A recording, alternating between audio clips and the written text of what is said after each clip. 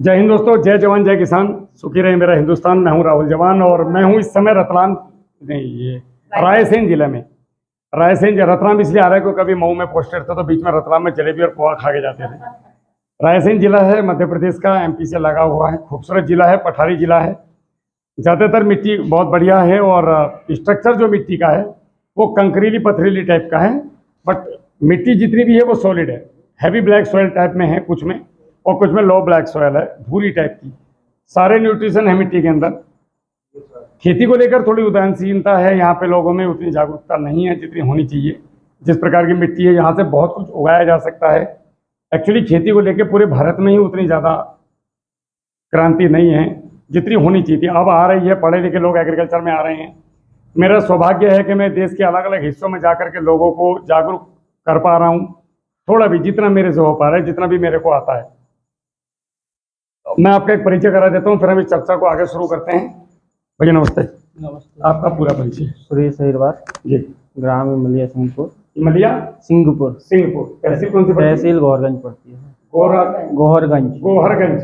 अच्छा, आपके पास में मंदिर भी है शिव जी का, ये जी भोजपुर में राजा भोज। वही ये वही वाले हैं जो बोलते हैं कि राजा भोज? हाँ सर, ये वही जी। तो उन्होंने इसको बनाया था? उन्होंने इसको बनाया। बहुत बढ़िया। आप क्या करते हैं? मैं सर किसानी भी करता हूँ। आज मेरी बात को ध्यान से समझना, ठीक है? कुछ फार्मूले बताऊंगा, मोटी मोटी चीजें बताएंगे, समय खराब नहीं करेंगे, शॉर्ट टाइम में अच्छी अच्छी चीजें बता के फिर आगे चलते हैं। इंजीनियर साहब, नींद तो नहीं आई? ना। एक परिचय थोड़ा सा। जितेंद्र सिंह सिसोदिया नाम। राहुल भैया से सीखने की कोशिश कर रहे हैं, छोटा मोटा ज्ञान प्राप्त। इतने पढ़े लिखे लोग आगे बैठे, मैं घबरा गया। नमस्कार। बस सीमा वर्मा, फर्स्ट जनरेशन किसान बनने की कोशिश कर रही हूँ, इसलिए कि मैं किसानों को सिखा पाऊँ। मैंने यहाँ गाँव गोद लिए हुए हैं एक्चुअली। गोद पता नहीं इन्होंने करवाया, खुद गोद करवाया नहीं करवाया। हम कोशिश कर रहे हैं कि गांव वालों को समझाएं कि भाई आप कम दवाई डालो और ज्यादा उपज लाओ, इससे आपके बच्चों को बाहर नौकरी करने की जरूरत ना पड़े। और यहीं इसी सबके पास जमीन है, हर घर के पास जमीन है, उसी जमीन से इतना कमाओ कि आप बढ़िया रह सको। डॉक्टर साहब नमस्कार। हाँ जी नमस्कार। डॉक्टर साहब की जान पहचान हमारी बहुत पुरानी है ग्रुप से, लेकिन मुलाकात आज है। मैं डॉक्टर शुभम कुलश्रेष्ठ हूँ, गोरखपुर देवरिया जिले से हूँ और यहाँ पे भोपाल में रविन्द्रनाथ टैगोर यूनिवर्सिटी है, वहाँ पे head department of horticulture science है। तो हमारा ग्रीन हाउस में और जैविक खेती में और देशी विदेशी सब्जियों में एक्सपर्टाइज है। यहाँ बच्चे भी हैं हमारे साथ में, तो बच्चे पढ़ते भी हैं, प्रैक्टिकली सीखते भी हैं। और मैडम और आपके बारे में पता चला तो हमने कहा आज मिलाते हैं, और भाग्यवश आपकी कार्यशाला भी अच्छा सीखेंगे। अभी कुछ मैं चीजें बताऊंगा, अगर उसमें कुछ त्रुटियां होंगी तो उनको करेक्शन जरूर करना डॉक्टर साहब, ठीक है? जय हिंद साहब। जय हिंद साहब। आपका परिचय? मैं नायब सूबेदार रविंदर कुमार, यूपी शामली से। देखो ये मेरे पड़ोसी मिल गए हैं इतनी दूर। ये भोपाल में पोस्ट जी।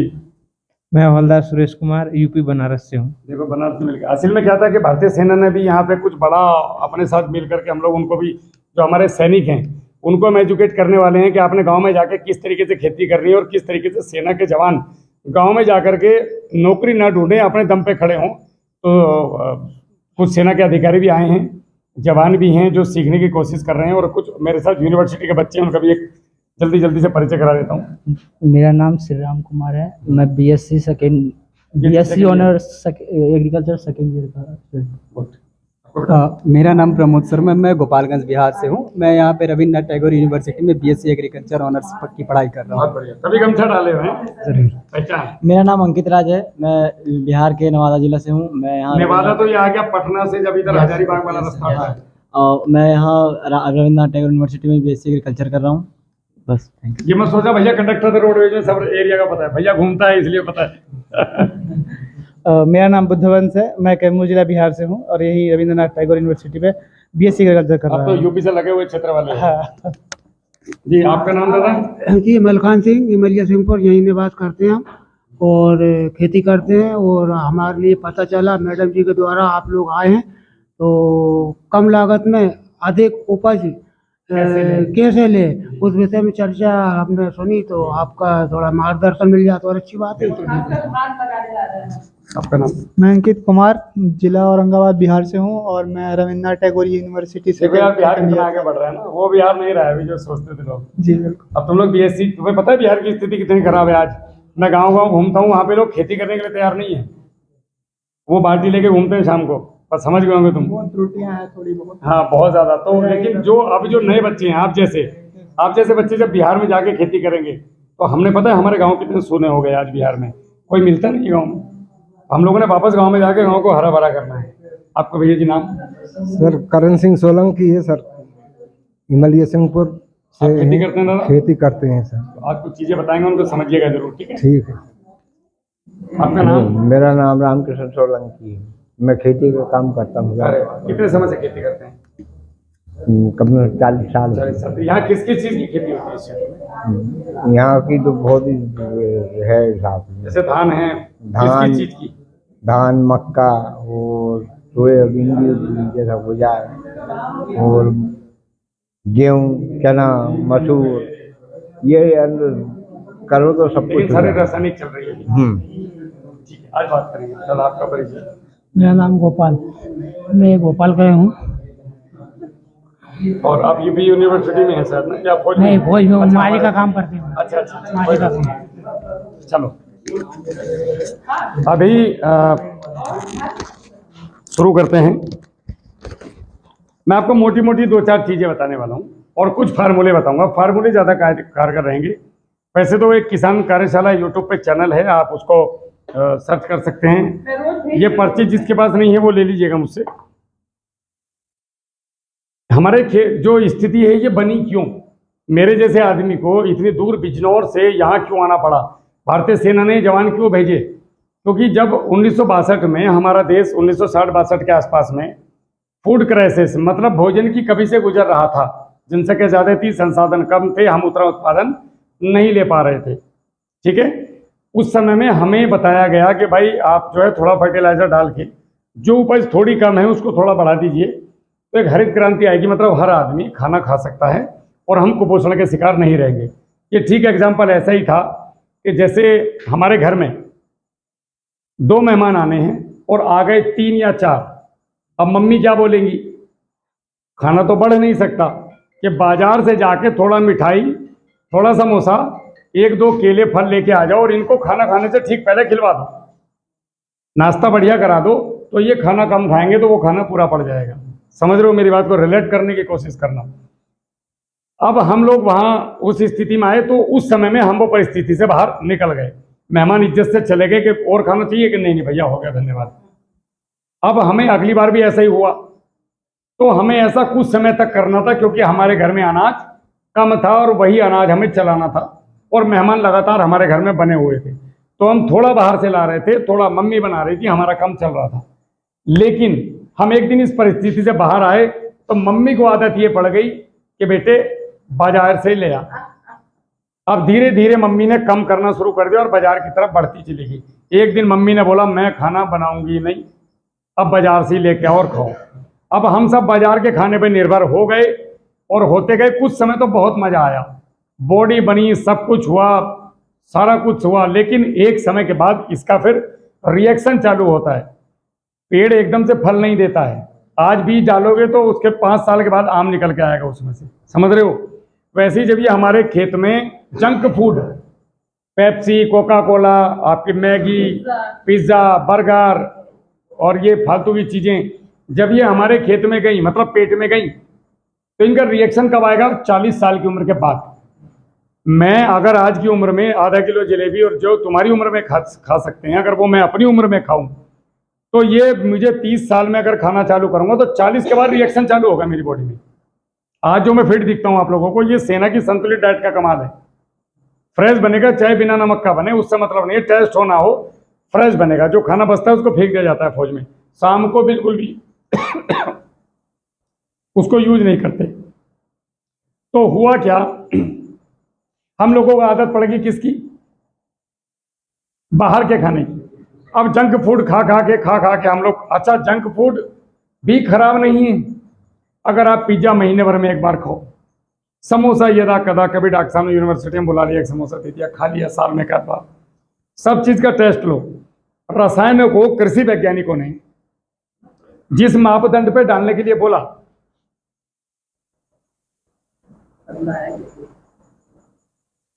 कृषि वैज्ञानिकों ने जिस मापदंड पे डालने के लिए बोला, यूनिवर्सिटी में डॉक्टर साहब ने बोला कि 0.75 ml प्रति लीटर डालना है। अब रियलिटी को समझना।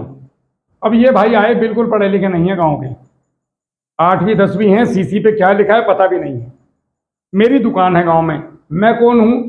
मैं तुम्हारे जैसे बीएससी एजी किया हूं, किसान का बच्चा हूं। मेरे मन में क्या है, अपने गांव में जाके दुकान खोलूंगा, बहुत सारे पैसे कमाऊंगा, इनको लूटूंगा और कैंसर बांटूंगा।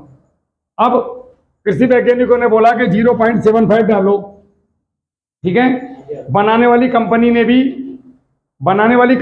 भी यही बोला कि 0.75 डालो। अब ये दोनों सेफ हो गए। मेरी बात को ध्यान से सुनना, तुम्हारे काम आएगी बेटा।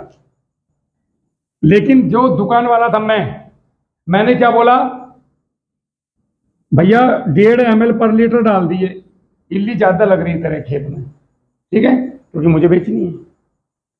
अब किसान आ गया, ये आ गया दुकानदार, ये आ गया साइंटिस्ट। साइंटिस्ट ऐसे होता है कि सी से होता है? हाँ, थोड़ी अंग्रेजी कमजोर है मेरी, वो चलेगा, ठीक है, मिला लेना। ये हो गया डी से हो गया कौन? दुकानदार। अब आ गया किसान। किसान ने क्या किया कि यार 1.5 में क्या होगा, दोबारा नहीं करने पड़े। ये भाई साहब आ गए सीधे 2 से 2.5। रियलिटी बता रहा हूं, आज भी गांव में नापता नहीं है कोई, वो ढक्कन फेंक देते हैं और नापे से डालते हैं।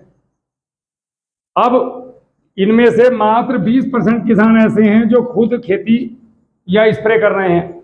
अब कंपनी बोलती है कि जब भी आप स्प्रे करो, शाम का समय होना चाहिए, हवा बंद होनी चाहिए, आपके मुंह पे मास्क होना चाहिए, आपके हाथ पे ग्लव्स होने चाहिए और आप पूरे प्रॉपर कपड़े पहने हुए होने चाहिए, आपकी बॉडी का कोई भी हिस्सा नंगा ना रहे, तब आप स्प्रे करो। किसान कैसे करता है? पैंट शर्ट निकाल देगा और कच्छे में स्प्रे मारेगा। हकीकत बता रहा हूं मैं, नंगे मुंह से, मुंह में कुछ डाला हुआ है, बीड़ी पी रहा है, स्प्रे कर रहा है। तो ये सारा रसायन कहाँ जा रहा है? किसान की बॉडी में या मजदूर की बॉडी में। 20% किसान खुद काम करता है, 80% मजदूर स्प्रे करता है। वो भी तो इंसान है भाई, उसके अंदर भी तो जान है। तो मजदूर बोलेगा अरे यार ये परसों फिर तंग करेंगे, वो भाई साहब सीधे इसको 3 से 4 ml ले आएगा। अब जो वैज्ञानिकों ने, जो डॉक्टर साहब ने यूनिवर्सिटी में तुम्हें पढ़ाया 0.75, नहीं मैं मतलब फार्मिंग में जो हरित क्रांति है ना, उससे ज्यादा उसको केमिकल क्रांति कही। हाँ बिल्कुल। तो इस यहाँ पे क्या हुआ डॉक्टर साहब कि जो साइंटिस्टों ने बोला, जैसे आपने बोला कि जीवामृत चलाओ, अब ये 10,000 लीटर जीवामृत चलाने का तो भी जमीन खराब हो जाएगी। एक लिमिट है हर चीज की चलाने की। तो यहां से बढ़ा करके यहां ले आए। अब ये क्या हो रहा है? अब आपने एक चीज और देखी होगी कि हर साल जब भी हम रसायन मारते हैं, अगली फसल में ज्यादा क्यों डालना पड़ता है सेम साल्ट? क्योंकि जो पौधा, जो कीड़े हैं, उनमें से अगर 5% भी बच ही जाते हैं, वो रेजिस्टेंट पावर ले चुके 20 ml पर लीटर की, या 4 ml पर लीटर की, या 2.5 ml की। अब अगली बार बढ़ा के मारना पड़ेगा। अच्छा, एक चीज दिमाग में रखो, कभी भी हम इस दुनिया में किसी को खत्म नहीं कर सकते, किसी भी चीज को नहीं। एक और बहुत बड़े मिथ है कि बहुत ज्यादा घास हो जाएगी तो हम बहुत ज्यादा हमारा नुकसान हो जाएगा। ऐसा भी नहीं है। ऐसा होता तो घास को खा जाती, लेकिन सारी घास चलती हैं। ये इस पर कभी लंबे चैप्टर पर बात करेंगे, यूनिवर्सिटी में कभी मौका मिलेगा तो बात करने का। तो हमने इनको बढ़ा करके इतना कर दिया कि आज हम लास्ट स्टेज पे रेड लाइन से भी ऊपर चले गए हैं। अब हम यहाँ से वापस नहीं आए तो हमारा भविष्य खतरे में है, ये सबको पता है। ऑलरेडी है। आज की तारीख में हमारे क्षेत्र में डॉक्टर साहब गन्ने पे दवाइयाँ काम नहीं कर रही, किसान परेशान है, बिल्कुल सब खत्म है किसान। अब हमने करना क्या? हम लोग क्या बता रहे हैं लोगों को? जाके 2-4 चीजें समझा रहे हैं हम लोग। कोई डस्टर है क्या? कोई नहीं। हम 2-4 चीजें समझा रहे हैं लोगों को। पहला, आप यहां पे बैठे हो, यहां पे कैसे आना है, ठीक है? तो पहला स्टेप है खेत। हमारे जो खेत हैं, मेरे ऊपर ही मत रखने वाली, सभी को दिखाना है। हमारे जो खेत हैं वो पूरे बीमार हैं। तो सबसे पहले तो गोबर की खाद। अब गोबर की खाद 200-250 कुंटल सभी पे नहीं है, क्योंकि जानवर नहीं बचे गांव में, पशुपालन नहीं है, लड़के गांव में नहीं है, बुढ़े आदमी कहाँ तक गाय भैंस पालेंगे। हम लोग आ जाओ, हम लोगों ने क्या करना है? घनजीवामृत बनाना है। डॉक्टर साहब बताते होंगे आप लोगों को घनजीवामृत बनाना। आप लोग बनवाते होंगे। तो घनजीवामृत क्या है, एकड़ में 4 कुंटल भी सफिशिएंट है। एकड़ में 4 कुंटल भी सफिशिएंट है। अगर आपने उसको बरसात के समय में डाला तो और ज्यादा इफेक्टिव रहेगा वो। तो पहला हो गया हमारा खेत की तैयारी। खेत की तैयारी में हरी खाद में नवरत्न खाद। एक डॉक्टर किशन अपने वो हैं के सिंह, जौनपुर के रहने वाले हैं, मेरे यहाँ पे कृषि विज्ञान केंद्र में पोस्टेड है बिजनौर में। तो एक बार उन्होंने देखा कि हम लोग ढैंचे वैचे की जुताई करते हैं, मुझसे बोले यार तो साहब आप एक काम करो, ये 12 प्रकार की फसलें करो। तो 3 तो हो गई दाल वाली, 3 हो गई तेल वाली, और 3 में हो गई अन्य फसलें। ये हो गई नवरत्न खाद। अब इनका जो वजन होगा वो 12 से 15 किलो होना चाहिए। ये आपने बुवाई कर दी, इसको मिलाना कब है, जब इसमें फूल आने की अवस्था बन जाए, कहीं कहीं फूल दिखाई देने लगे, तब इसकी बढ़िया करके या तो पलटी पलो हल से दबा दो तो वो ज़्यादा बढ़िया रहेगा, नहीं तो फिर हैरो से क्रश कर दो इसको। तो ये बायोमास बहुत जरूरी है। 200 से 300 कुंटल बायोमास हमें एक खेत में मिल जाएगा एकड़ में। इसके साथ में अगर हम गोबर की खाद डाल पाए और उसके ऊपर भी घनजीवामृत दे पाए, डिकम्पोजर या फिर आपका ये जीवामृत, तो ये सोने पे सुहागा का काम करेगा। तो हमारे खेत की बीमारी खत्म हो जाएंगी। दूसरा, खेत की बीमारी खत्म करने के लिए आपने 1 एकड़ में 5 kg लेना है चूना, 5 kg लेना है। ये मेरा अपना प्रैक्टिकल है, खुद का किया हुआ। और एक हमारे योगेंद्र भाई हैं मेरठ के, उन्होंने भी इसको बहुत जबरदस्त तरीके से प्रयोग किया। ये खेत का शोधन है मैम। 5 kg लेना है। इसके अंदर वो आपका नीला तोता, हाँ नीला तोता, और 1 kg लेना है आपने सुहागा, 5 kg लेना है आपने गंधक साधारण वाला। हमारे यहाँ पे 40 रुपए किलो मिलता है, यहाँ पता नहीं क्या रेट है। अब इन सबको बारीक कर लो, बारीक करके गोबर की खाद में मिला दो या मिट्टी में मिला लो, और इसको फाइनल जुताई पे खेत पे फेंक के पीछे से पानी चला दो। पलेवा करते हैं ना बुवाई के लिए, आपके 80% बीमारी पे ब्रेक लगा देगा ये, वहीं पे वहीं बिल्कुल 100%। ये 1 एकड़ का है, ठीक है। इसको आप स्प्रे भी कर सकते हैं पानी में घोल के, इस तरीके से फाइनल जुताई पे। इसको आप मग्गों से छिड़क सकते हैं, इसको आप मिट्टी में मिला के छिड़क सकते हैं, इसको आप पानी के साथ छोड़ सकते हैं, ठीक है। ये हो गया एक।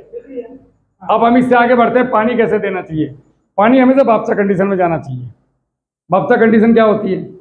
नहीं डॉक्टर साहब, नहीं सब, आप तो मास्टर आदमी हैं जी, आप बताओ। आप तो महान, आप तो डिग्री होल्डर है महाराज। आप बताओ भाई, वापसा कंडीशन किसको बोलते हैं? अच्छा मैं बताता हूँ। वापसा कंडीशन बोलते हैं, वापसा मतलब भाप। पौधा जो पानी लेता है, 70% पानी जब उसका पौधे का या तो जमीन में लीच होकर निकल जाए या सूर्य की रोशनी में अपना धूप में निकल के भाप बन के उड़ जाए, जब बचा हुआ 30% पानी जो 2 कणों के बीच में है, जब ये पानी भाप बन के उड़ता है, तो पौधे की जड़ें जो रुएं की जैसी होती हैं, बहुत बारीक, वो इस पानी के साथ आपके लवण को अवशोषित करती हैं। पौधा भोजन तब उठाएगा जब ये स्थिति बनेगी। 30% हवा, 30% पानी, 30% सूर्य की रोशनी और 10% मिनरल, और हमारा 90% ध्यान मिनरल पे है आज की तारीख में। बाकी चीज़ हम भूल गए। तो हम जब जड़ों में इकट्ठा पानी भर देते हैं खेत में, तो आपने देखा होगा कि नीचे के पत्ते कई बार फसलों के पीले होने शुरू हो जाते हैं जहाँ पे पानी लगता है। क्यों? क्योंकि पौधा, ये जो पौधा खड़ा है, ये पौधे की जड़ें हैं, जब इनमें पानी भर गया पूरा, तो इनको ऑक्सीजन नहीं मिली। ऑक्सीजन नहीं मिली मतलब हवा पर नहीं मिली, तो पौधे का जो सूत्र है भोजन उठाने का, ये भोजन नहीं उठा रहा है अभी। अब ये भोजन कहाँ से लेगा? इसके तने में जो इसने स्टोरेज किया हुआ है भोजन अपना फल देने के लिए आने वाले समय के लिए, और नीचे की पौधा अपनी पत्तियों में और तनों में रखता है अपना जितना भी भोजन होता है। तो सबसे पहले जो पुरानी पत्तियां हैं जो कम प्रकाश संश्लेषण कर रही थी, जिनमें अभी भोजन उपलब्ध है, तो पौधा पहले उन पत्तियों को रिवर्स करता है,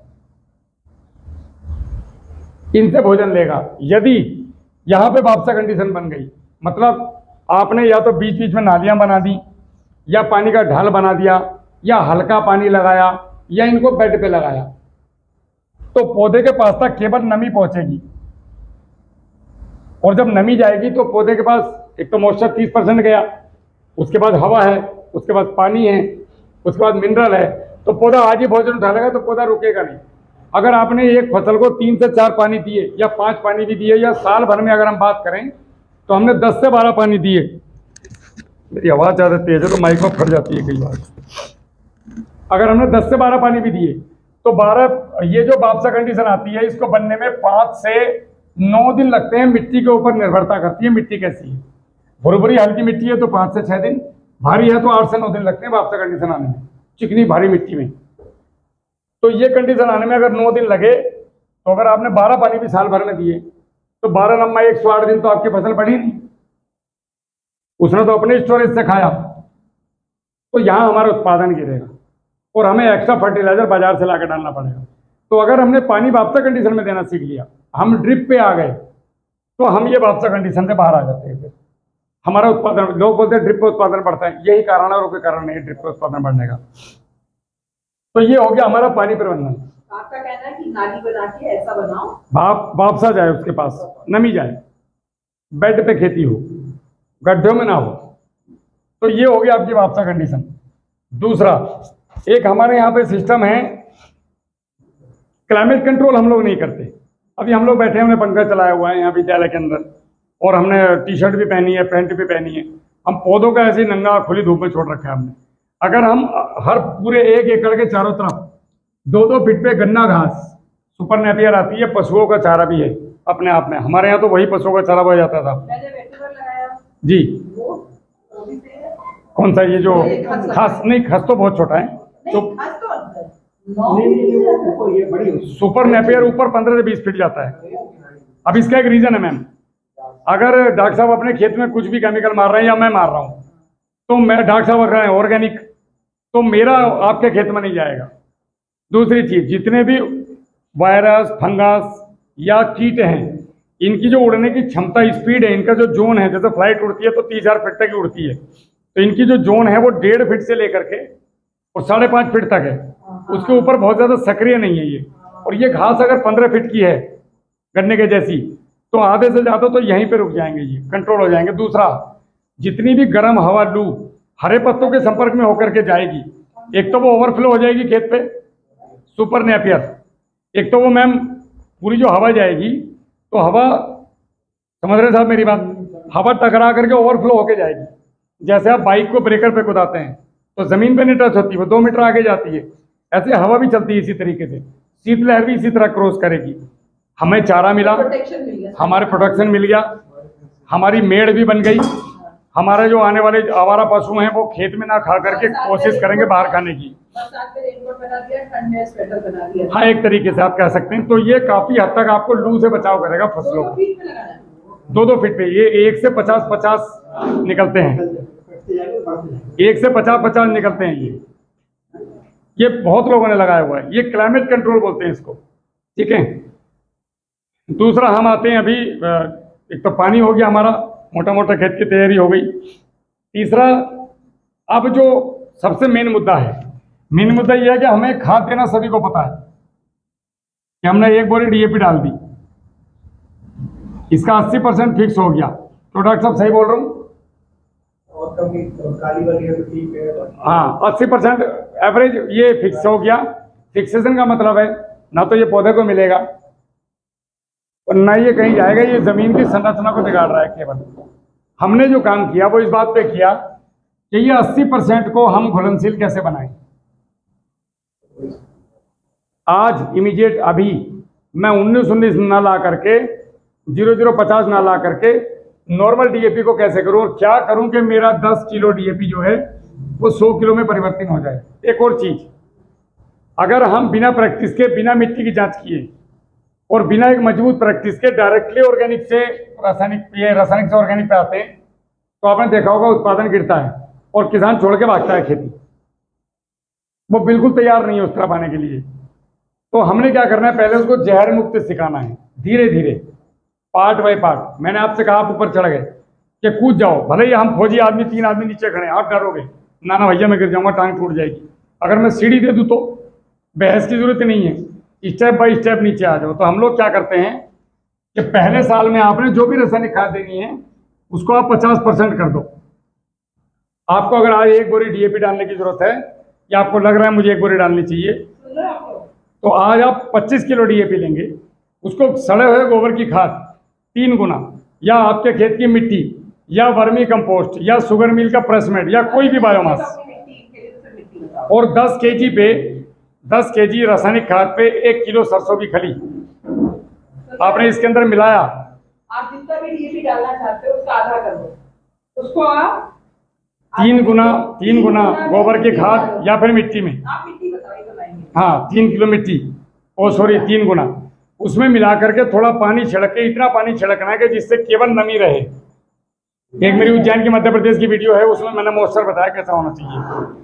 तो वो अगर आपने उस तरीके से बना दिया, नमी कर दी, 10 किलो पे 1 किलो सरसों की खली, ये वीडियो आएगी मैम, मैं ट्रांसफर कर दूंगा, आप दिखा दीजिएगा।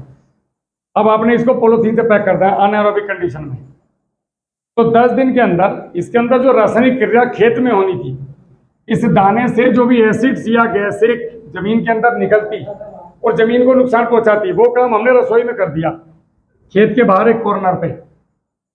अब अगर आप इस खाद को लेकर के लैब में जाएं, या इस खाद को लेकर के आप खेत में डालें और उसकी फसल को लेकर लैब में जाएं, तो वहां पे आता है लिखा हुआ कि there is no harmful chemical for human body, और आपकी सोयल के लिए इसके अंदर कोई भी ऐसा फसल के अंदर मतलब जहर मुक्त खेती हुई एक तरीके से, ऑर्गेनिक नहीं बोल सकते इसको भी, ठीक है। हमने यहां से यहां आने की पहली सीढ़ी पकड़ ली, तो पहले साल हमारा इसमें हुआ क्या, ये जो 10 किलो था ये नैनो में टूट गया, इसकी बॉन्डिंग टूट गई, केवल बॉन्डिंग तोड़ रहे हैं हम लोग उसके अंदर, बॉन्डिंग टूटी, बॉन्डिंग टूटने के बाद ये 10 किलो ने 50 किलो का काम किया। इसका लाइव उदाहरण ये है कि सहारनपुर के अंदर एक किसान 2 बोरी डीएपी डालते थे, त्यागी जी हैं, उनकी वीडियो भी पड़ी है, खीरे के अंदर मैंने उनको 15 किलो डीएपी बोला, 2 बोरी, केवल 15 और 15 किलो डाला उन्होंने, 15 किलो में 2 बोरी से अच्छा उत्पादन लिया और ज्यादा खीरा का उन्होंने उत्पादन किया, और वो खीरे की जो क्वालिटी थी वो पहले से बहुत बेहतर थी।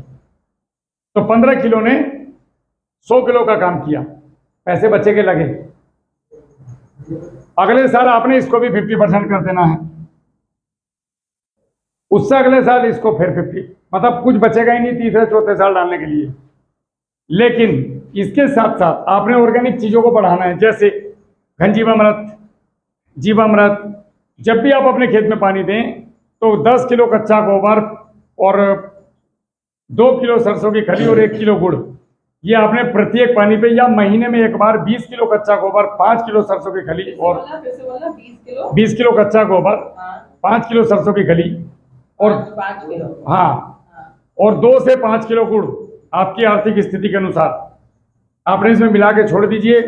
और जब आपका खेत आधा भर जाए पानी से, यहाँ से पानी आ रहा है, ये आधा भर गया, अब आप इसमें छोड़ दीजिए पीछे से, तो फिजिक्स काम करती है फिर यहाँ पे प्रश्न तनाव के कारण, तो ये पूरे खेत में फैलता है आपके, ये 1 एकड़ के लिए, 1 एकड़ के लिए। आप देखोगे कि 2 से 3 महीने के अंदर आपको जादुई अनुभव मिलेंगे इसके, हर पानी में, हर पानी पे आप करना है तो फिर सरसों की खली आधी कर देनी है, 1 महीने की डोज है। उसके अलावा घनजीवामृत, जीवामृत, नमस्ते सुनो, उसके बाद चूना आपका जो आता है, अब हम कैल्शियम नाइट्रेट डाल रहे हैं जबरदस्ती केमिकल। आप कुछ मत कीजिए, 5 किलो, मैं अपने अनुभव की बात कर रहा हूँ, मैं कोई किताब नहीं है मेरे पास, कोई टेम्पलेट नहीं है, मेरे खेत और मेरे हाथ ही मेरी टेम्पलेट है, और जो मेरे किसान काम कर रहे हैं। 5 किलो चूना ले लिया डॉक्टर साहब बिना बुझा, ये कैल्शियम के लिए 5 किलो चूना बिना बुझा, उसके ऊपर हम घर लाए, 1 मग्गा पानी छिड़का या स्प्रे मशीन से स्प्रे कर दिया, 1-1.5 घंटे के अंदर ये खिल जाता है, पूरा पाउडर पाउडर हो जाएगा।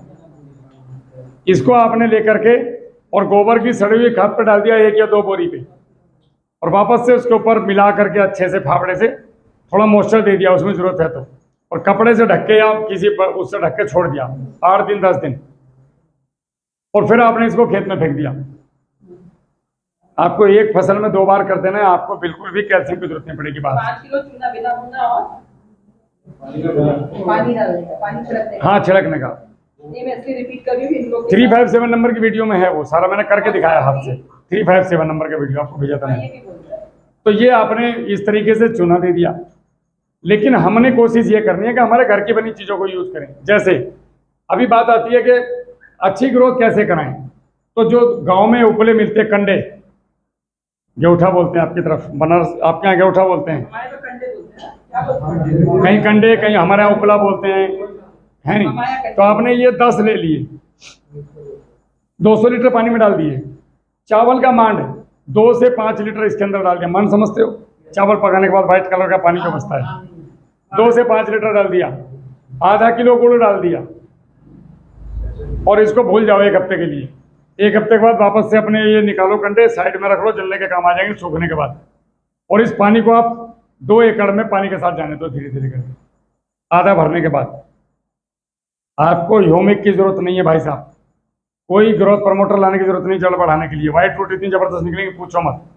उसके अलावा आपने हर 45 दिन पे अगले 1-1.5 साल तक, जो भारत आज जिस स्थिति में खड़ा है, जिनका पीएच 7.5 से ऊपर है, 1.5 किलो सेंधा नमक और 1.5 किलो फिटकरी, इसको एक कपड़े में बांधना है और बरहे के मुंह पे रख देना है और धीरे धीरे धीरे धीरे इसको खेत में जाने दो, आपका पीएच मेंटेन करेगा। हाँ, उसके अलावा आपने क्या करना है, स्प्रे की अगर मैं बात करूं कि किसी की ग्रोथ दब रही है, जैसे आप लोग कुछ सवाल हो वो भी पूछो। फसल की ग्रोथ दब रही है, तो आपने 200 लीटर पानी लेना है। 200 लीटर पानी में आपने 4 किलो कच्चा गोबर, आधा किलो दही, आधा किलो गुड़ और 4 लीटर गौमूत्र, इसे डाल के 1 हफ्ता छोड़ दो। उसके बाद डंडे से चलाओ, चलाने के बाद डबल कपड़े से छान के स्प्रे करो। 5 दिन बाद मुझे रिजल्ट बताओ क्या है ये चीज? कि खेत में क्या जादू हुआ। क्या क्या है, किस चीज के लिए?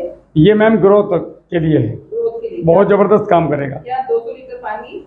हाँ जी, हाँ, और 200 लीटर पानी, हाँ, 4 किलो कच्चा गोबर 4 किलो, ताजा, हाँ, आधा किलो दही, हाँ, 4 लीटर गौमूत्र, जितना गोबर उतना गौमूत्र, वो किलो में आएगा, वो लीटर में आएगा, आधा किलो गुड़, आधा किलो गुड़। हाँ। एक और आपने स्प्रे करना है, जो इस साल मैंने अपने गेहूं में किया, तो मेरे गेहूं की क्वालिटी बहुत शानदार निकल के आई और ये मेरा खोपड़ी की उपज थी एक अपनी। और इसको मिला के ये रखना भी? हाँ जी, कितने? 4 दिन 5 दिन। एक आपने करना है 200 लीटर पानी, 200 लीटर पानी, 5 लीटर कच्चा दूध, कच्चे दूध को 5 किलो सरसों की खल के साथ मिला करके जमीन में भी चला सकते हो, सुपर रिजल्ट है। इनका भोजन है नीचे जो भाई साहब बैठे हैं जो कमजोर हो गए, तो 5 लीटर कच्चा दूध, मेरी वीडियो पड़ी है इसकी स्प्रे की, वो ग्लूकोज वाली। हाँ, आधा किलो ग्लूकोन-डी या डिस्टिल गुड़, मतलब आपका आधा किलो गुड़ को लगभग 20 मिनट तक उबाला हुआ हो, ठंडा किया हुआ वो गुड़, वरना तो सबसे बढ़िया ग्लूकोन-डी उठा लो आधा किलो ले जाकर दुकान पे से, वो मिला दो। 40 ग्राम हींग और 100 से 200 ग्राम हल्दी, 100 ग्राम हल्दी काफ़ी है। इन सबको मिलाओ, तुरंत छानो।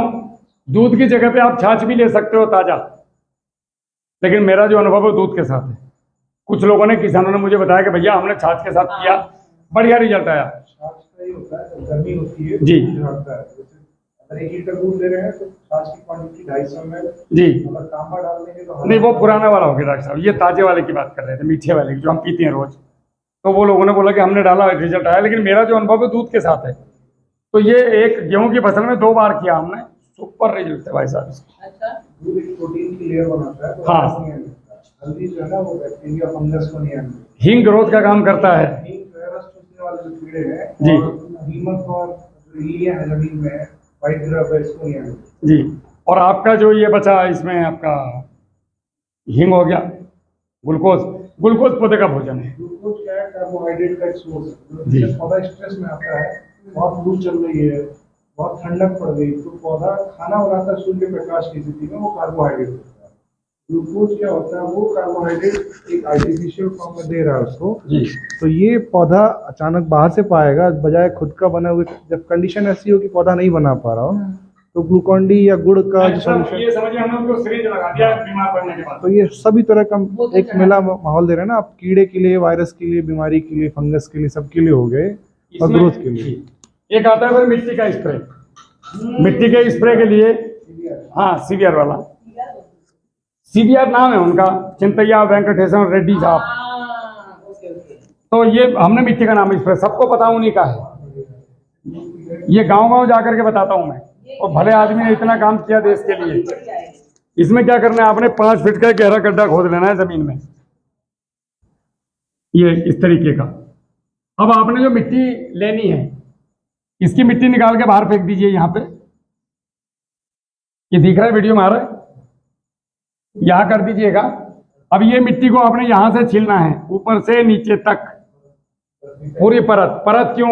हर 1 सेंटीमीटर, मिलीमीटर या इंच में कुछ ना कुछ अलग न्यूट्रिशन है। ऊपर की जो 2 फीट की मिट्टी है, इसमें बैक्टीरियल ग्रोथ बहुत तेज है। आप कभी भी देखो, एक मीट का टुकड़ा ले लो या रोटी का टुकड़ा ले लो, उसको जमीन पर डाल दो आप ऐसे करके, तो यहाँ बैक्टीरियल ग्रोथ जल्दी तय हो जाएगी। अगर इसी को 5 फीट ऊपर टांग दो तो उतनी जल्दी नहीं सड़ेगा वो। समझ रहे हो लॉजिक? अब ये ऊपर से नीचे तक की मिट्टी आपने ले ली, कितनी? 200 लीटर पानी में 1 एकड़ के लिए 20 किलो मिट्टी एनफ है।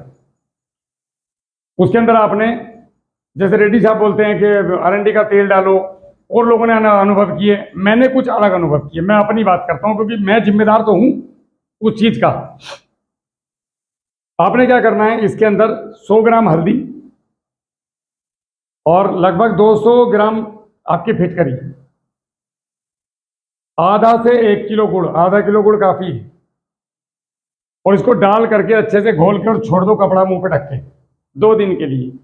2 दिन, 3 दिन, 4 दिन, ज़्यादा नहीं, 2 से 4 दिन। ताज़ा भी कर सकते हो, इस पर इमरजेंसी है तो। ये इतना काम करता है डॉक्टर साहब कि आपके यहाँ पे गाजीपुर में एक किसान ने गलती से मीरा 71 का स्प्रे कर दिया। गरीब आदमी था, गया उधर, कैमरे के सामने जाता तो नाम नहीं बताऊंगा, मिर्ची लग जाएंगी लोगों को। गरीब आदमी था बेचारा, बोले तुम्हारा केला बहुत बढ़िया हो रहा भैया, हमारे केले का कोई दवाई बता दो। बोले ये छिड़क दो ले जाके। अब वो मीरा 71 का पैकेट लेकर गया और उसने अगले दिन लाया, मिलाई और घोल दी और स्प्रे मार दिया। शाम को पूरे पत्ते।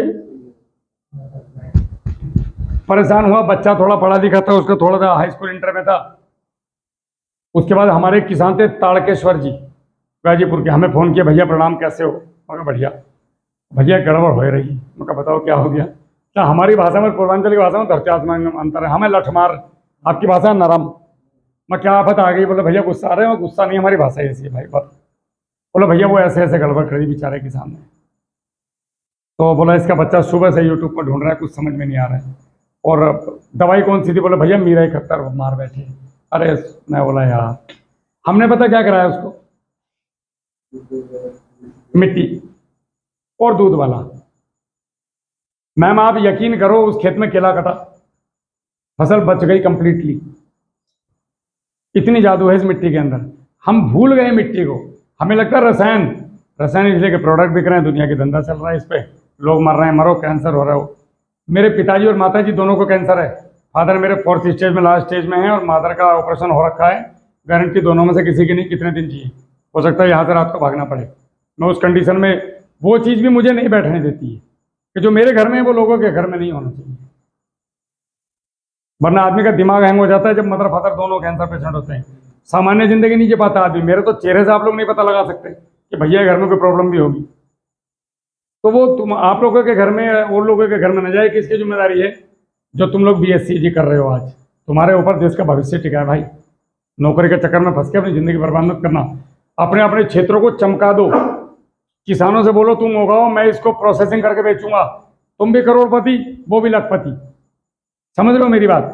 वो बाजार में लूटने से बचेगा और तुम्हें एक जीवन में नई दिशा मिलेगी, और तुम अपने गांव के 4 बच्चों को अपने साथ रोजगार दे पाओगे। नौकरी में क्या करोगे? खुद की गाड़ी में घूमोगे, वो भी लोन वाली में, और हॉर्न मारोगे गांव में बिना मतलब की दादागिरी। समझ रहे हो? बिजनेस में 10 को नौकरी दे सकते हो। तो आपने क्या करना है? मिट्टी का स्प्रे करवाना है। अब इसको करना कैसे है? 2 दिन हो गए, खेत में गए, डंडे से चलाया, 15 मिनट घड़ी से हमने छोड़ दिया उसको। नीचे बैठने दो, डबल कपड़ा लगाओ मुंह पे, सीधा छानो और स्प्रे करो। सुपर रिजल्ट, 1 नंबर के VIP। हमारे वक्त से हमने धान लगाया था जी, ये डॉक्टर साहब थोड़ा सा अब बोलिए, कोई बात नहीं। हमने कहीं पे धान लगवाया था, 14 वैरायटी लगाई थी उन्होंने। जी और एक श्री विधि होती है धान लगाने की, जी जी है ना, SRI, system of rice intensification, जिसमें एक पौधा जो है 12 दिन का ही रहता है, उसको उठा के लगाया जाता है। तो बिना घास का ये जो दवाई पड़ती है सारे जगह में, खरपतवार नाशी और सभी कुछ, तो CVR का स्प्रे कराया था। किसान परेशान तो था कि ये क्या मतलब जब क्या है ना कि किसी ने जब आप कोई भी चीज़ तब अपनाएंगे जब तक आप किसी जगह पे देखेंगे। जी तो हमारी या हमारे बाबा तक की जो पीढ़ी है उसने अभी तक हमने देखा नहीं है कि बिना यूरिया या बिना डीएपी की खेती हो सकती है। तो ये सोच ही नहीं पैदा हो सकती ना जब तक कि आप खुद से नहीं देख लेंगे। तो कम से कम अपने परिवार, जैसे मैंने कल के भी कहा, अपने परिवार के लिए तो इतना करिए कि अपने परिवार का गांव में एक छोटी यूनिट जिसको लोग कहते हैं कट्ठा, एक कट्ठे वर्ग की भी जगह अपने परिवार के लिए कि चाहे 50 किलो ही होगा उसमें, जो भी होगा वो हम अपने खाने के लिए करेंगे। पहले ट्रायल कर लीजिए, आपको इतना अच्छा पसंद आएगा ना वो कि आप खुद बढ़ाएंगे भारत में अपना। खाना सड़ा हुआ चाहिए लोगों को, हॉस्पिटल बने चाहिए। हाँ, तो अगर आदमी अपने अपने खुद के खाने के लिए करे और आसपास के लोगों के लिए करे, ऐसा मेरे पास डिमांड आने लगी। क्या है? कि सर हमें फैमिली फार्मर दिला दो। हाँ, बिजनौर जैसे जिले से 5 डिमांड है आज मेरे पास, 5 लोगों की, यार हमें फैमिली फार्मर दिला दो जो साहब। इन सब चीज़ों में क्या है ना कि कोई खर्चा किसान का लगता नहीं है, लेकिन जो बताया ना रेडी टू सर्व प्रोडक्ट की हर कोई बाजार के आदी हो गए हैं। इसलिए सब लोग ये चाहते हैं कि बाजार से मिल जाए, हम लाके ये बड़ी खुशी की बात है कि आप जैसे वैज्ञानिक ऑर्गेनिक की तरफ आ रहे हैं, कर रखे आने वाले जो हैं। बच्चे हैं ये ऑर्गेनिक की तरफ आ रहे हैं, यूनिवर्सिटी में ऑर्गेनिक सिखाया जा रहा है, तो कहीं ना कहीं एक बड़ा संदेश देश के अंदर जा रहा है। सब जगह और भी बहुत सारे लोग पिछले 2 साल में, बल्कि मैं तो सोचता बहुत हूँ दुनिया बदली है इस तरह। कोरोना के बाद लोग ज्यादा जागरूक हुए हैं कि कैसे जैविक वाला ही सही है, वही खाना चाहिए। खेती को लेके भी थोड़ी जागरूकता अभी बहुत कोरोना के ज्यादा बाद बढ़ी है। आप देखिए कितने लोग चैनल पे कैमरे लेकर के खेती सिखा रहे हैं। नहीं, और अभी भी मैंने लोगों को कहा कि यार आप उन क्षेत्रों में जाइए जहां मैं जा रहा हूँ, रूरल क्षेत्रों में पकड़ पकड़ के, स्पेशली अपना देवरिया जैसे में कभी कैमरे नहीं घूमते, गोरखपुर में कैमरे नहीं घूमते, कैमरे केवल लखनऊ तक रह जाते हैं, अच्छे बड़े फार्मर उसके पार नहीं आ पाते। इन असल लोगों का समस्या दर्द कौन समझेगा? उनके पास बैठो, जो आप अम्बेडकर नगर, संत कबीर नगर के आधों को तो नाम नहीं पता लोगों को जिले के। नहीं पता है। बच्चों के, हमारे साथ में बच्चे हैं, उनकी भी अभी बात हो रही थी कि सर असल में क्या है कि पढ़ाई क्लास तक अलग होती है, थोड़ा बहुत वहाँ तक, असल में किसानों तक तो लोग पहुँच ही नहीं पाते हैं कि असल समस्या क्या है। तब तो पता चलेगा कि क्या सॉल्यूशन खोजना है ना। समस्या खोजेंगे, जब समस्या पता चलेगी तब तो। घर में पापा करने नहीं दे रहे सबको अपनी जगह पे कि पढ़ लो, तो फिर बाकी सब लोग बाइक लेके सेल्समैन हो जाते हैं, गाड़ी हमने तो डॉक्टर साहब जीवन दान कर दिया, जीवन पर्यंत लोगों को जागरूक करें। काम धंधा अपना अलग जगह चलता है। और ये जगाने का काम अलग अपनी जगह। मुझे तो जहाँ भी रेलवे स्टेशन में लोग मिले मैं तो वहाँ चालू हो जाता हूँ कि भाई तुम ये 2-3 स्प्रे कर लेना, ये चैनल देख लो, तुम्हारा थोड़ा भला हो जाए। तो बाकी आप लोगों का कोई सवाल बच्चों, आपका कोई सवाल है जी? कोई सवाल नहीं है, डीएपी लाएंगे फेंकेंगे, टेंशन लेने की जरूरत नहीं है। भैया आपको आप नहीं मिलता, देखिए धान उगाने वाले हो, सबको धान की तैयारी कर रहे हो, पूछो।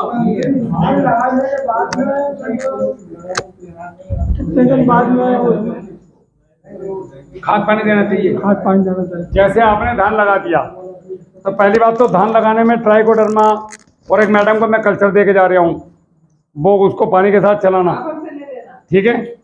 ट्राइकोडर्मा, बिवेरिया बेसियाना, मेटारिजम एनिसोप्ले, ये आपकी समझ में नहीं आएंगे, लेकिन ये सारे जैविक चीज़ें हैं। ये ज़मीन में ऐसे हैं जैसे दही बढ़ती है, जामन, तो एक बूंद भी ज़मीन में गया तो 1 से 3, 3 से 9, 9 से 81 ऐसे बढ़ता है वो। तो वो जब ज़मीन, ये रासायनिक, एक तो आता है रासायनिक फंगिसाइड और कीटनाशक, ये जैविक कीटनाशक है और फंगिसाइड है जो ज़मीन में काम करते हैं पौधे की जड़ों में। पौधे की जड़ों पे लेयर बना लेते हैं। जैसे आप अपने घर में डंडा लेके बैठ गए तो अब कुत्ता नहीं आएगा, हट जाओगे तो कुत्ता आ जाएगा, तो ये जड़ों के ऊपर बैठ जाते हैं। जैसे ओए पीछे हट, तो प्रोटेक्शन देते हैं आपके पौधों को। बहुत होशियार है, जी। काफी पूरे गांव में सबसे ज्यादा जी मैम। यही कर रहे हैं। तो ये आपने जो है खेतों में चलाने हैं, तो ये पौधे के ऊपर भी एक लेयर बना लेते हैं, पत्तियों के ऊपर। जैसे ही वहाँ पे कोई कीट पतंग आके बैठता है, ये उसके बॉडी में एंटर करते हैं और उसके नर्वस सिस्टम को खत्म कर देते हैं, लकवा मार जाता है उसको। तो ये कल्चर हम मैम के पास पहुँचवा देंगे, आप लोगों को मिल जाएंगे, कौन सी ठीक है। वाली? यही जो आपने आज ट्राइकोडर्मा, बिवेरिया बेसियाना, मेटारिजम एनिसोप्ले, बता देना। मैं आपको लिखवा दूंगा सारे, ठीक है। ये हो गया।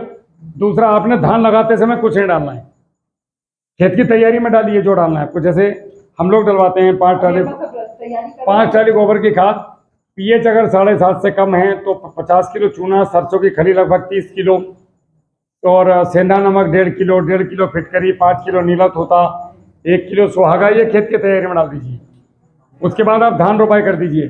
7 दिन के बाद उपलो वाला पानी, या तो उपलो वाला पानी चलाइए, और उसके साथ में 10 किलो सरसों की खल, 2 किलो गुड़, 10 किलो 15 किलो कच्चा गोबर पहले पानी पे 7वें दिन दे दीजिए। तो पौधे के अंदर एक हरापन दिखाई देगा। और 7वें दिन ही मिट्टी का स्प्रे कर दीजिए, ये मिट्टी का स्प्रे ये वाला। यही आपने ठीक 20 दिन पे करना है। आपके पास बहुत जमीन है, कितनी जमीन आपके पास? 40-50 एकड़ है। फिर भी जब उधर सबकी मिला के तो एक 50-5 फीट का गड्ढा तो आप परमानेंट करके रख दो, ये जिंदगी भर चलेगा। जीवामृत, आपने जीवामृत बनाना है इनके पास तो बहुत सारी जी। गाय वगैरह। जीवामृत चलाइए, घन जीवामृत बना करके उसके अंदर डालिए। आपको यूरिया डीएपी पोटास की जरूरत ही नहीं है कहीं। 2 साल में आप 0 कर दो। एनपी के कंसोर्टियम वैज्ञानिकों ने बनाया हुआ है, उसको चलाओ। उसके अलावा भी नाइट्रोजन, फास्फोरस, पोटास के अलग अलग जीवाणु रक्षक आ रहे हैं लैब में। अभी बिल्कुल। दिखाएंगे, आपको सिखाता हूं। उनको चलाओ आप खेतों में, तो आपको बहुत शानदार वाले रिजल्ट मिलने वाले हैं। तो पहले पानी पे आपने इस तरीके से देना है। अगर रासायनिक खेती कर रहे हैं तो जो भी खाद देना है उसको आधा करना है। आधे खाद को उससे 3 गुना को सड़े हुए गोबर की खाद या फिर मिट्टी में मिलाना है। थोड़ा पानी छिड़कना है, थोड़ी सरसों की खली डालनी है, आपसे पहले बताया था मैंने। और इसको मिला करके पन्नी ढक के रख देना है 10 दिन के लिए, और 10 दिन के बाद खेत में फेंक दो जी। जैसा आप डीएपी डालना चाहते हो, कितना डालते हो बताओ आप? हम डालते हैं मतलब 1 एकड़ में मतलब 2 बोरी। 2 बोरे डालते हो? इस बार 1 बोरा लो, 1 बोरा लो और 3 बोरा मिट्टी लो, उसको मिला दो, यही ना। फिर उसमें आप सरसों की खली कितनी डालना है? 10 किलो रासायनिक खाद तो 1 किलो, अगर 50 किलो है तो 5 किलो खाद। इस तरीके से आपने डालना है। एक बोरे में 3 बोरी मिट्टी मिला दी। मैं समझा दूंगा इनको बाद में, अभी वीडियो बहुत लंबा हो जाएगा फिर। तो आपने इस तरीके से देना है। हमारी वीडियो धान के ऊपर आ रखी है, जो लड़के हैं पूरी धान पर हैंड टू हैंड गाइडलाइन नहीं है, वो आप इनको दिखाइएगा। आप मिट्टी के स्प्रे पे आओ, दूध के स्प्रे पे आओ। इस बार कोई स्प्रे रासायनिक मत मारना, इस बार आपका धान बहुत अच्छा होगा। छाछ डालो, तम्बाकू मिला के छाछ डालो जी। बच्चों, आपका कोई सवाल है? जितनी चीज़ें मैंने बताई, कुछ समझ में आई चीज़? अभी वीडियो देखना मेरी जा करके। हाँ, ये पकड़ो माइक। सर जैसा कि आपने बताया कि जो भी चीज़ घोल है हम वो तो इजीली हम कर सकते हैं, फ्लड इरिगेशन में कर सकते हैं। यदि हमें स्प्रिंकलर करना हो या ड्रिप इरिगेशन करना हो तो क्या कर सकते स्प्रिंकलर में भी इसको आप छान करके और चला सकते हैं। हैं? सर वो बड़े एरिया में तो फिर कैसे करेंगे? मान लिया हमारे पास 2 हेक्टेयर 3 हेक्टेयर जमीन है, तो उसको फिर स्प्रे करना थोड़ी मुश्किल इसको फिर लगेगी। बाल्टी में भर के या तो फिर मोटर के साथ इसको आप छिड़कवा सकते हैं पानी देने के बाद। तो सर पत्ते पर पड़ने से कोई इफेक्ट तो नहीं होगा? इसमें कोई रसायन वाली चीज़ ही नहीं, इफेक्ट कहाँ से पड़ेगा? जैसे होती है गुड़ की घोल है, अगर पत्ते पर चले गए तो चूटी या फिर ऐसा अगर गुड़ मात्रा से 1 से 2 ग्राम, 5 ग्राम का कोई नुकसान नहीं। 5 ग्राम से ज़्यादा जाएगा क्वांटिटी तो ठीक है। Thank you sir. सर जैसे आपने बताया कि मतलब हम लोग को इतने इतने केमिकल मतलब यूज़ करने चाहिए, तो यही बात अगर हम गांव किसी गांव में, चाहे अब खुद के ही गांव में, अगर दूसरे या बुजुर्ग को हम लोग समझाते हैं कि नहीं दादा ऐसे ऐसा नहीं, ऐसा करो, मतलब इतना केमिकल का यूज़ मत करो, इतना ऑर्गेनिक का यूज़ करो, तो उनको क्या कहना होता है ना कि मतलब एक्सपीरियंस किसको है, मुझे कि तुम्हें? तू 4 साल पढ़ के आया, मैं 10 साल से खेती कर रहा हूँ, और तू 4 साल आके मुझे बता रहा है कि हाँ ये खेती ऐसी करनी चाहिए, खेती ऐसे करनी चाहिए। तो ये समस्या को कैसे दूर देखो, करें? हम लोगों को समाज को बदलना है। आपको क्या लगता है मैं आज जहाँ हूँ यहीं था? मुझे पागल के खिताब दे रखा था लोगों ने। आज जहाँ मैं जहाँ यहाँ हूँ, बस सब 10 मिनट लगेगी। आज मैं जहाँ हूँ वहाँ नहीं था। लोगों ने बोला ये पागल है, ये है, ये वो, इसको क्या पता है। लेकिन आज लोग सुन रहे हैं ना, लोगों को रिजल्ट। एक टाइम आता है, आप तो बिहार के हो, दशरथ मांझी जी का नाम सुना? जब वो पहली बार छीनी हथौड़ा लेकर निकले तो लोगों को बोला घरवाली मर गई, तो पागलपन में आ गए, जोश में आ रहा है। पूरे टाइम पागल ही बनाया। और उन्होंने लास्ट में, आज सड़क है कि नहीं है वहाँ पे? बढ़िया सड़क, एक ऐसा पटाख हुआ। तो भाई तुम तो उस धरती के रहने वाले हो, बिहार जो देश की नींव है। बिहार ना अगर देश से निकाल दो तो हिंदुस्तान में कुछ नहीं बचेगा भाई। लोग इमोशंस पे जाते हैं, उन लोगों अब वो बिहारी है। उनको समझाना है आपने कि देखो आप उनको कुछ नहीं करना। हमारे देश, सुनो, हमारे देश में रसायन कैसे आया? लोग पहले डंडा लेके भगाते थे वैज्ञानिकों को जो रसायन डालने आते थे कि हमारी जमीन खराब कर रहे हैं, समझ रहे हो? लेकिन चुपके से डाल के चले गए। तुमने क्या बोलना है? तुम पहली बात तो तुम्हारी गलती कि तुम उनको बदलने चले हो। बदलना नहीं है, समझाना है कि आप 1 लीटर पे ये इधर एक मेज के बराबर जमीन मेरे को दे दो, और आप अपना स्प्रे जो मेरा 200 लीटर में उसको 1 लीटर करो ना भाई, और 1 लीटर उन पौधों पे मारो, और उनको भट्टी खाद डाल के दिखाओ। उनको जीवामृत डाल के दिखाओ, और बाद में जब माल कटे तो उनको पूछो कि इसमें ज़्यादा आया कि इसमें ज़्यादा आया। वो अगली बार 1 एकड़ में करेगा। हमारी क्या गलती है, हम उसको शुरू में 20 एकड़ करने के लिए बोल रहे हैं, कोई भी नहीं करेगा। सेना भी एक दिन में साहब, सूबेदार साहब एक दिन में थोड़ी बन गए। हम लोगों ने जब आए थे जी पैटर्न पूरे बेल्ट में जी जी 8 एकड़ का एक हमारा फार्म है। तो हमारा तो 4 साल पहले हमने खेती शुरू की थी जैविक वाली। तो पहली बार मैंने भी जिंदगी में धान लगाया था। यहाँ पे 7 वैरायटी लगाई थी, बिहार का सामा मंसूरी, राजस्थान का, छत्तीसगढ़ का, पंजाब का सारा चावल लगा था और बहुत अच्छा हुआ था। फिर ये बीच में बगीचे लगे हुए थे, वो मेंटेन हुए। बल्कि तिल जैसी क्रॉप भी जो यहाँ नहीं हो सकती है क्योंकि वो लाल मिट्टी भी चाहती है, सब की 2-3 फेल भी होती हैं। आंखों से बच्चे देख रहे हैं हर रोज, और हम करीब 20-25 सब्जियां उगाते हैं, देश की, विदेश की, जर्मनी, अमेरिका, सब जगह की लगाते हैं। यहाँ पे ग्रीन हाउस में भी है, बाहर भी है। तो इसमें क्या होता है कि बच्चे जो है ना डेली प्रैक्टिकल में या आंखों से देखा, और जो आसपास के लोग भी रह रहे हैं वो भी आते हैं, देखते हैं। तो ये बच्चे जाते हैं फिर पूरे भारत में जहाँ पे भी हैं, वो कम से कम कुछ जगह ये तो बता सकते हैं कि हाँ ऐसा संभव है, देखा है।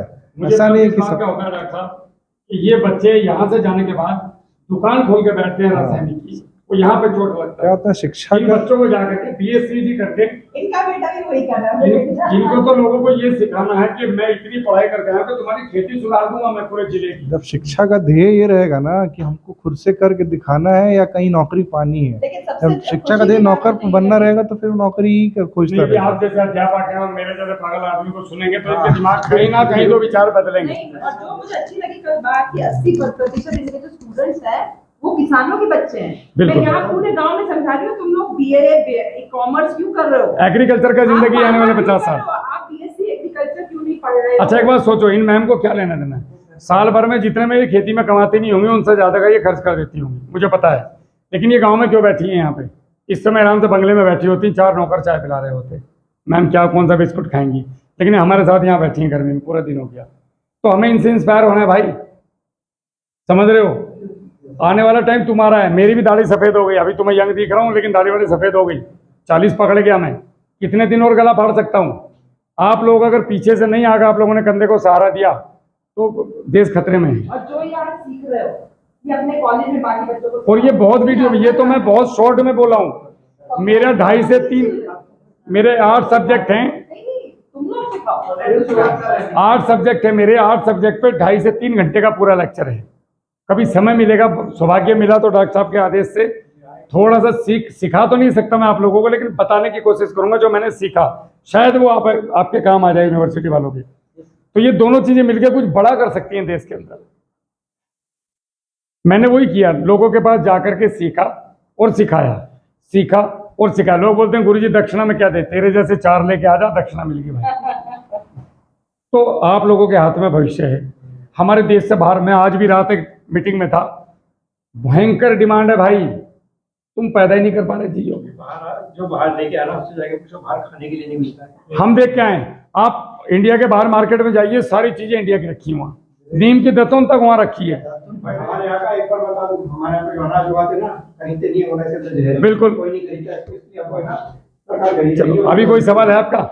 क्योंकि मुझे सेना के जवानों को भी छोड़ना है, इनका टाइम हो चुका है, मुझे पता है 7 बज गए अभी। चले मैम, और कोई सवाल किसी का? चलो ठीक, धन्यवाद। Thank you so much.